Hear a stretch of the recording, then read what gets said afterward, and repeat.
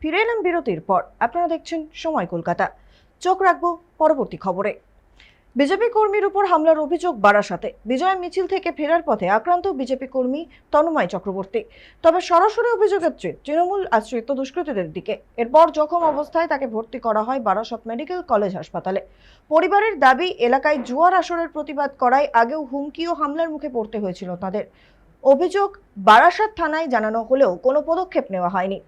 রবিবার রাতে বিজেপির বিজয় মিছিল শেষে বাড়ি ফেরার সময় বিবেকানন্দ রোড এলাকায় তন্ময়ের উপর হামলা চালানো হয় বলে জানা গিয়েছে। আঘাতের ফলে মাথা, গলা ও হাতে গুরুতরভাবে আঘাত পান তিনি।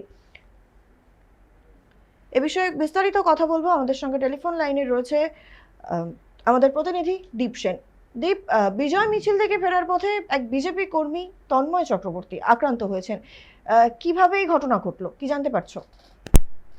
একেবারেই দেখো, গতকাল কিন্তু বারাসাতের প্রার্থী শঙ্কর চ্যাটার্জি যিনি জয়লাভ করার পরে কালকে প্রথম বিজয় মিছিল তিনি কিন্তু আয়োজন করেছিল। সেই বিজয় মিছিল চলাকালীনই কিন্তু যেটা অভিযোগ, কয়েকজন অজ্ঞাত পরিচয় ব্যক্তি তারা কিন্তু বিজয় মিছিলের উপরে হামলা চালায় এবং একজন ব্যক্তি কিন্তু সেটা আহত হয়েছে।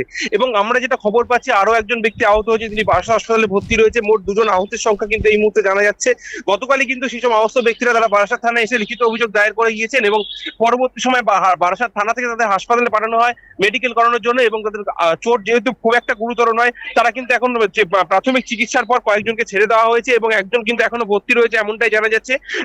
কারণ এই যে বিজয় মিছিল চলাকালীন কে বা কারা এই হামলা চালালো বিজয় মিছিলের উপর, সেটাই কিন্তু এখন প্রশ্ন চিহ্নে। পুলিশ কিন্তু তদন্ত শুরু করেছে, বারাসাত থানার পুলিশ, গোটা বিষয় নিয়ে। ধন্যবাদ দীপ সঙ্গে থাকার জন্য। বিজেপি কর্মীর উপর হামলার অভিযোগ বারাসতে। বিজয় মিছিল থেকে ফেরার পথে আক্রান্ত বিজেপি কর্মী তন্ময় চক্রবর্তী। তবে সরাসরি অভিযোগের তীর তৃণমূল আশ্রিত দুষ্কৃতীদের দিকে। এরপর জখম অবস্থায় তাকে ভর্তি করা হয় বারাসত মেডিকেল কলেজ হাসপাতালে। পরিবারের দাবি, এলাকায় জুয়ার আসরের প্রতিবাদ করায় আগেও হুমকি ও হামলার মুখে পড়তে হয়েছিল তাদের। অভিযোগ বারাসাত থানায় জানানো হলেও কোনো পদক্ষেপ নেওয়া হয়নি। রবিবার রাতে বিজেপির বিজয় মিছিল শেষে বাড়ি ফেরার সময় বিবেকানন্দ রোড এলাকায় তন্ময়ের উপর হামলা চালানো হয় বলে জানা গিয়েছে। আঘাতের ফলে মাথা, গলা ও হাতে গুরুতরভাবে আঘাত পান তিনি। এই ঘটনার পর থানায় অভিযোগ জানাতে গেলেও পুলিশ অভিযোগ নেয়নি বলেও দাবি পরিবারের।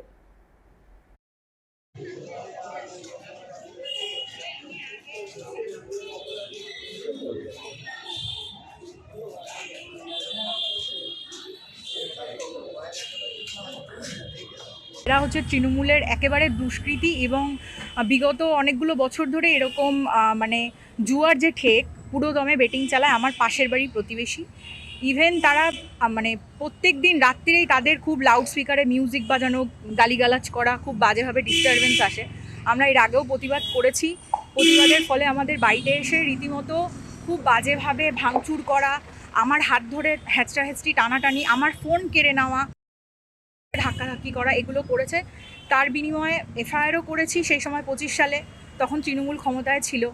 এখন আমার ভাই যেহেতু বিজেপি করে বিগত কয়েক বছর ধরে, বিজেপির একটি মিছিল ছিল, সেখান থেকে ফিরে এসে যে মানে অনুষ্ঠানটি ফিরে এসে তার বন্ধুবান্ধব নিয়ে যে আসা যখন হচ্ছিল, সেই সময় এরকম রাস্তাতে তার উপর হামলা চালায় এবং খুব বাজেভাবে মারধর করে।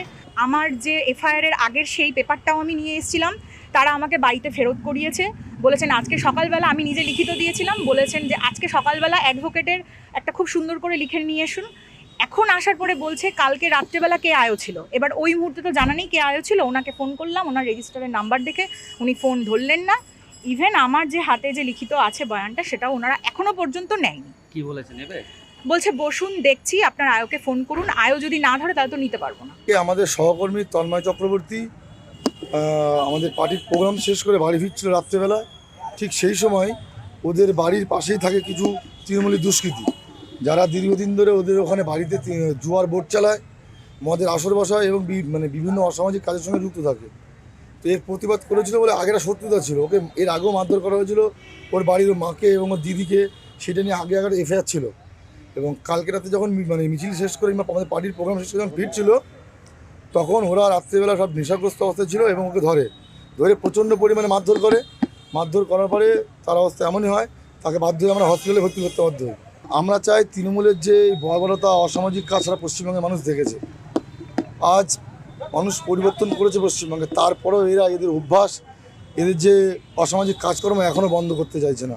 আমরা পুলিশ প্রশাসন এবং রাজ্য সরকারের কাছে চাই যাতে অবিলম্বে এদের শাস্তি হয় এবং এই যে অসামাজিক কাজকর্ম যেন বন্ধ হয়।